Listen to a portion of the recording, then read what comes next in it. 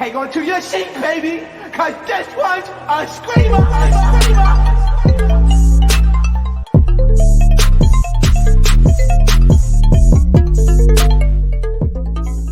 What is going on, YouTube? So today I'm going to be doing my Real Housewives of Atlanta season 14, episode 3 recap. Before I get started, make sure you guys hit that like button. Make sure you guys hit that subscribe button. Let me know what you guys think about this episode. So this episode was pretty good. Like, it's starting to get on a roll. I know that, like, they said the ratings and stuff was down and everything like that. And I hate, you know who, like, the fandom that's annoying? The Nene fandom. We wanted Nene back, but she's not coming back. She sued the network now. So it's like, that's just going to prevent her from coming back altogether. Before she filed that lawsuit, she had a glimmer of hope to come back. Even though she said all that stuff on Twitter, she could have put out a public apology, retracted her statements, and been right back on Real Housewives of Atlanta. You get what I'm saying? And like made it happen. But you suing the network, you're not getting back. So it's like all the Nene hate lovers are like, oh, ha ha ha. That's why the show sucks because Nene and Portia aren't on there. Blase, blase, blase. No, it's not. It's because it's still a new cast or whatever. The girls are a little bit starting to get used to each other. So it is what it is. I like the cast, and I think this season's still pretty good. So it starts off with Kenya planning a party for Brooklyn's birthday party. This lady is spending $10,000 on this party. And from what I've seen at a party, it wasn't worth that much money. Girl, you could have got a Publix cake because we just had a birthday party for my older sister. You could have got a cake from Publix, got some Publix fried chicken, the spicy ones, breaded, of course. You feel me? And then get some like fruits and some little edible foods and stuff, and then invited everybody over to your house and call it a day. You spending $10K on that party, and it wasn't even that extravagant. No wonder Mark is trying to get that spousal support. Because he like, oh, you got all that money to spend on that birthday party. All right, let me get some of that money on a monthly basis, right? So she's telling the party planner about her divorce and blase blase, and how she needs to only spend a certain amount because she was like, I have to save money for for Brooklyn to go to college. So yeah, I'm like, okay, Kenya, you just throwing away money. That 10K could have went to her college fund, to be honest. So then Marlo and Sheree end up meeting at this little workout place, and they start talking about Drew's assistant.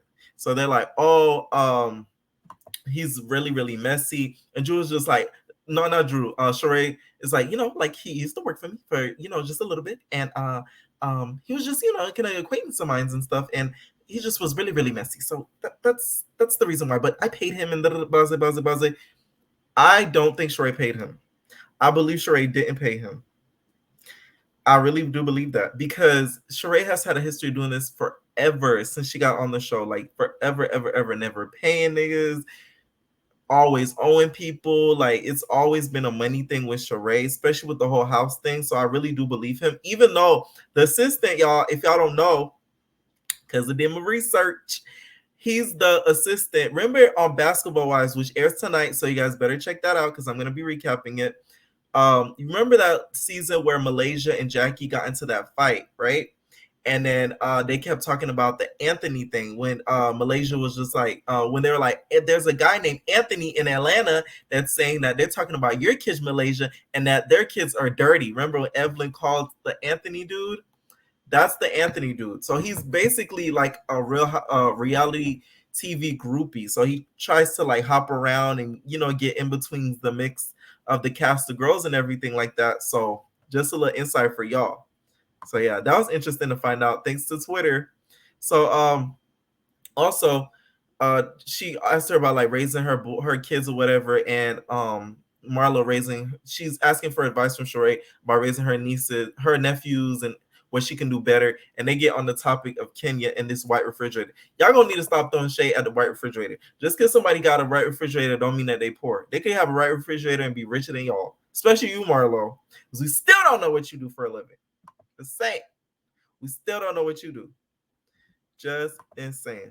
So they also they get to Candy and Todd. So they start talking about like their business endeavors and stuff like that. And Candy was just like, so like I got the play whatever, and like my goal, I want an EGOT. So I want Emmy, Grammy, Oscar, and Tony. I already got the Grammy, but I want everything else. So yeah. Y'all already know Candy. She talked with her teeth clenched. Just oh. I do think though that she couldn't get the EGOT out of everybody in the Housewives franchise. Candy will be the one that probably would get the EGOT out of everybody, right? So her whole thing is she feels as if Todd, when they do business together, she feels like Todd can do business on his own and leave her out, but when she tries to do business on her own, he complains about leaving him out. This is where Mama Joyce was like, "Oh, he want her money, blase blase," because you acting like this over some business endeavors and y'all married, it is kind of shady, and it does make me kind of side eye Todd. Todd, I don't want you to marry. I remember when our Bertha said that, she was like, "I don't want you to marry." That's why he didn't want you to marry. That's why, right? So Todd starts talking about the sex life or whatever, how the sex life is poor, and all I'm thinking is Candy. Not only he's complaining about some business endeavor stuff, y'all barely having sex, and he has another apartment or condo, whatever, in another state, and all this type of stuff. So it's like you might want to be careful there, Cand. I'm just saying. I'm just saying. It's not a good look. It's not gonna be good because this man could go ahead and cheat on you, and you'll never know about it. It can make you end up looking really, really stupid. So Candy needs to really tread lightly, right? So then Drew and the assistant go shopping, and the assistant, you already know he flamboyant as fuck. He's just like, "So yeah, we getting it together, and we getting the wigs, and we gonna be sipping for this tea party. The hell yeah, girl." That's the Anthony dude from the Basketball Wives thing. So they start getting to the topic of Sheree, and then he was just like, "Sheree, is my good girlfriend, but she doesn't pay girls. She's just not the type to pay. She's I love her with all my heart, but she's a cheap girl. Like she doesn't pay girls around the town. She doesn't pay her employees." Which like I said, I believe it. Saray just seems like a thrifty girl. Like she pinch pennies with you. Like you'll do her hair and it'll be like $300, and then she'll be like, I thought you said it was 100. I thought you said it was 150. Are you sure 300? Don't you mean 300 cents? Like she just seems like that type to kind of fast talk you, because Sheree talks fast like ants running through her mind. Like she'll fast talk you out of the regular price. So I do believe that. And then also after that happens, next thing you know, Sanya calls her. She's just like, "Drew, I just got into a bad accident. I don't know what's going on. Like a semi truck." So the first I'm thinking is, why the hell you calling Drew, not your husband? But we find out later on that the husband was out of town. Because that scene, I was like, bro, this is so fake and conceit and contrived. Because why is she calling Drew? Like she don't even know Drew like that. So it's like, why are you calling her? So we found out the husband later on is like out of state handling a business or something like that. So I was like, okay, now that makes sense.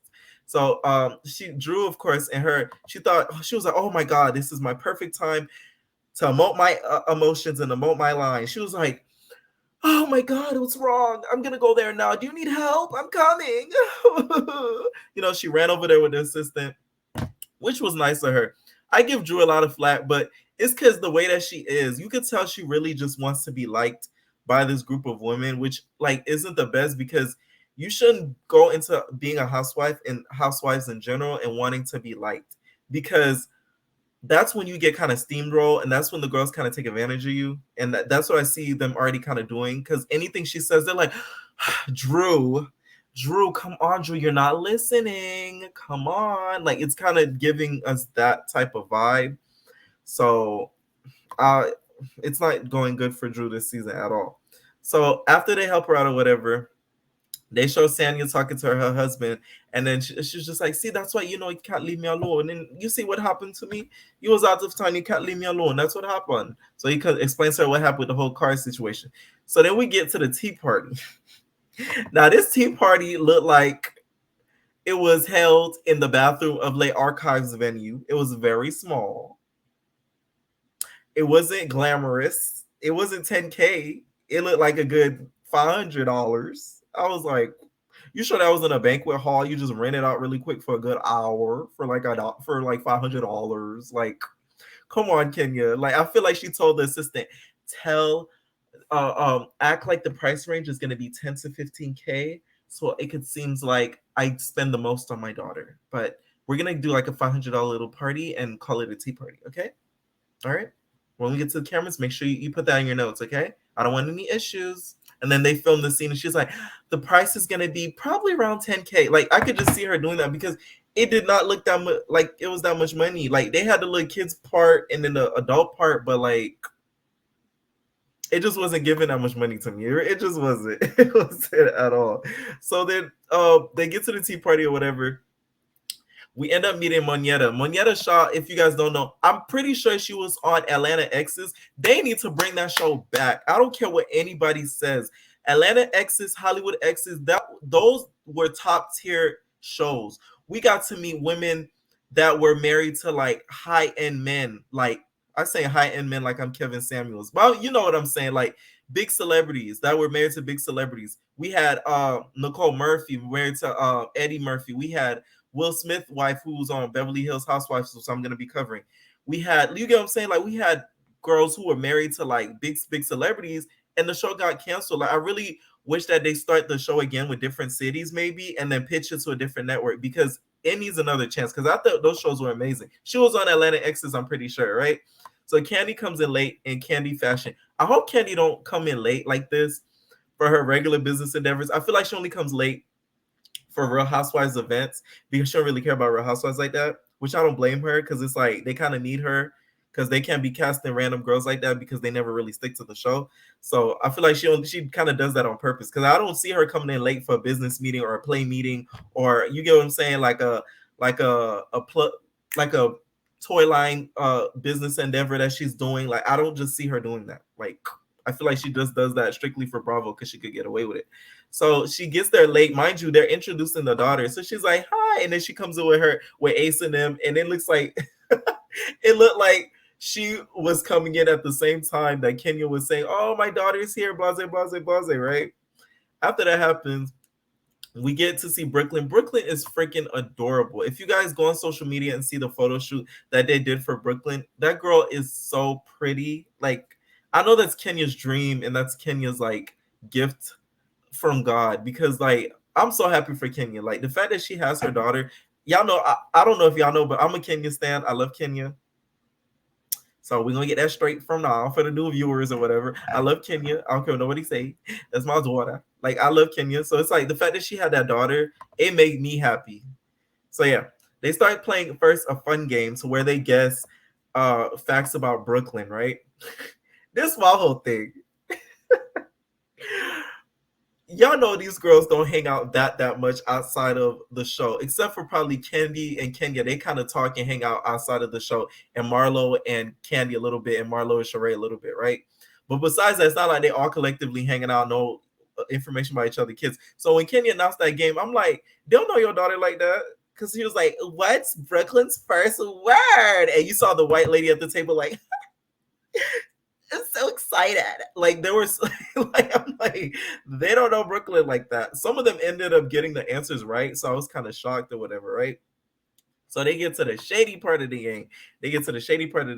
So they pull out basically notes that were written from like by each other about the certain person. So one of them was about Candy. So she pulls out the note or whatever. She was just like, Candace sucking dick in the bathroom, in the locker room. What? I'm like, here we go again. Every season is somebody accusing Candy of doing something sexual as if she's not a sexual being. Like, we know she does the candy coated toys and the sexual innuendos. Why is it such a shock? And like, you guys are exposing her. Like, oh my God, if she was sucking a pilly whacker, you feel me?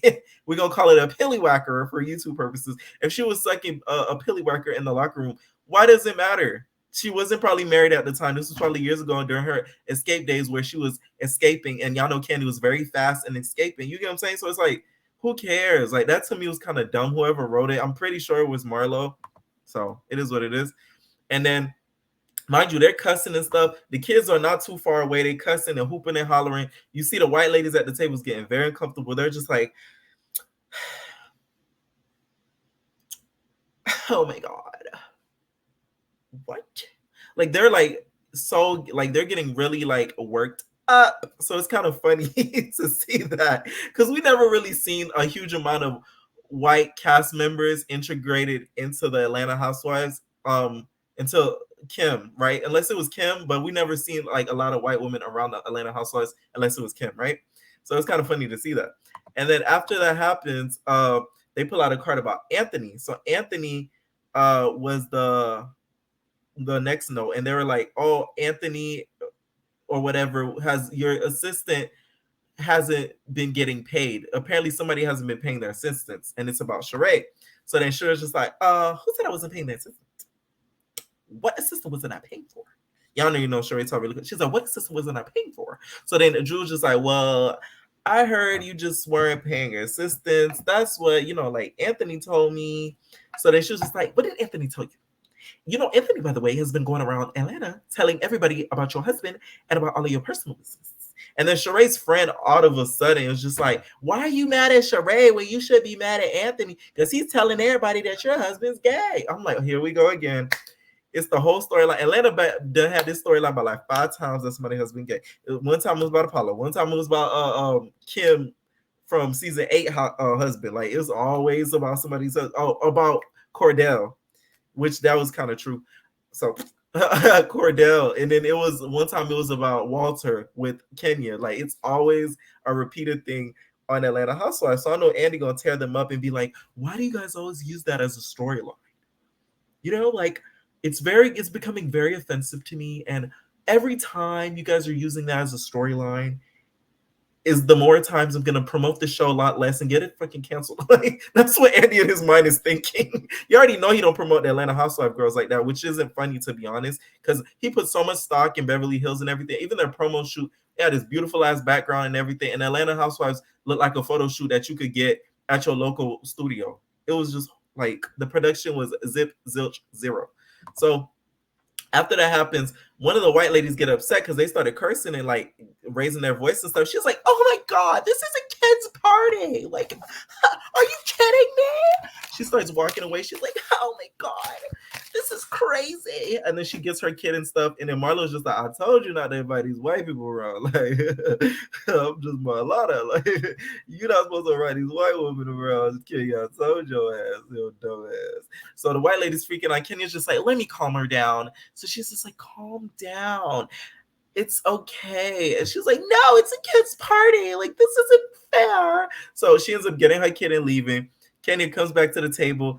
And this is what I mean where they're sunning Drew, to be honest. They're sunning her because they're like, Drew, you need to apologize to her, which is the Sheree's friend or whatever, because you're being, you snapped at her when you should be mad at Anthony for spreading rumors about your husband and stuff. And I'm like, okay, she should be mad at Anthony, but she shouldn't be mad at this random lady because you barely been around. What are you even talking for? Like, be quiet. I get what Drew was saying in that moment. Like, why are you talking?